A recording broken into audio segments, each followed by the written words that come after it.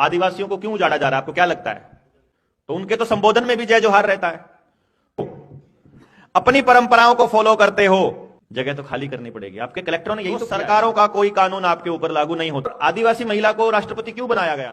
झरने हैं, जितने तालाब हैं, समंदर हैं, नदी हैं, इनको भी ये लोग मालिकाना हक दे रहे हैं। जैसे जंगलों को इन्होंने नेशनल प्रॉपर्टी बना करके सरकारों ने अपने पास काबू करके तोड़ा जा रहा है। जैसे हसदेव के अंदर अभी जंगलों को उजाड़ा जा रहा है। आदिवासियों को क्यों उजाड़ा जा रहा है, आपको क्या लगता है?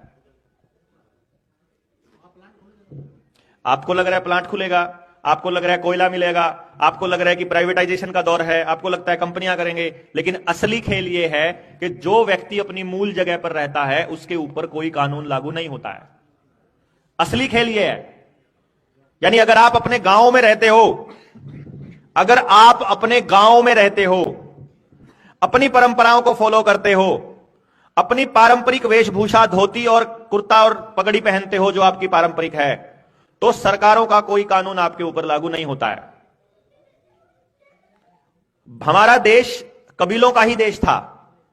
हर कबीले का अपना नियम था। गांव को ही कबीला बोलते, गांव कबीला बोलते थे। हमारा परमात्मा प्रकृति रहती है। हमने ज्यादा से ज्यादा अगर किसी को बहुत तवज्जो दी है साक्षात मान करके, तो वो हमारे पुरखे थे।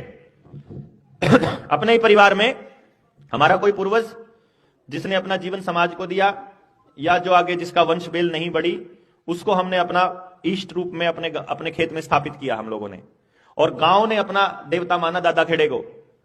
गांव खेड़ा बोलते थे। खेड़ा, दादा खेड़ा ही हमारा सबसे बड़ा देवता रहा। और जब तक दादा खेड़ा रहा तब तक गांव अपनी परंपरा को मानता रहा। मंदिर मस्जिद वाली जो कल्चर है, ये तो अभी राम जब नहीं था तब भी तो कुछ था, जब कृष्ण नहीं था तब भी कुछ था। वो कुछ क्या था? वो प्रकृति थी, वो कुदरत थी जो हमेशा से रहती आई है, जिसने लालन पालन किया है। जो पंच तत्व हम कहते हैं, जो पंच महाभूत हम कहते हैं, वो तो हमेशा थे। उसी को भगवान बोला हमने। वही हमारा पोषण करती थी। उसी को मानने वाले आज भी लोग, सिर्फ ट्राइबल लोग रहते हैं। वो आज भी किसी देवता को नहीं मानते हैं, वो प्रकृति को ही बोलते हैं जय जोहार। जोहार प्रकृति को ही बोलते हैं वो। तो उनके तो संबोधन में भी जय जोहार रहता है। तो वो जो जोहार है उसको मानने वाले लोग जितने भी हैं, उनको विस्थापित करना है। जैसे ही वो अपनी मूल जगह से गए, वो भी फिर हमारे जैसे शरणार्थी हो जाएंगे। आधार कार्ड बनाने वाले, 5 किलो अनाज पर जीवन यापन करने वाले, रुपयों के ऊपर डिपेंडेंट लोग।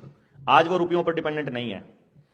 हर मौसम के लिए उनके पास, अपने पास सब कुछ है, उनका खाने का सब कुछ है। उनको आपका एक सिंगल रुपया नहीं चाहिए। लेकिन एनजीओज भेज करके, नए प्राइवेट लोगों को भेज करके वो वहां कह रहे हैं तुम अपने बच्चों को पढ़ाओ, तुम अपने बच्चों को पढ़ाओ।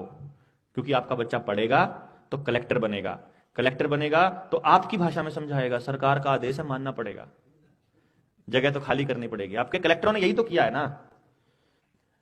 और आदिवासी महिला को राष्ट्रपति क्यों बनाया गया था? जिस दिन बनाया गया था, मेरी फेसबुक की वॉल देख लो, जिस दिन द्रौपदी मुर्मू को राष्ट्रपति बनाया गया था, मेरा पहला स्टेटमेंट यह था, अब आदिवासियों का सत्यानाश होगा। क्योंकि इसको बनाया ही इसलिए गया है। जो जिस जाति का व्यक्ति प्रधानमंत्री, राष्ट्रपति, उपराष्ट्रपति, मुख्यमंत्री, डिप्टी सीएम है, उस जात का तो नाश प्राथमिकता में है।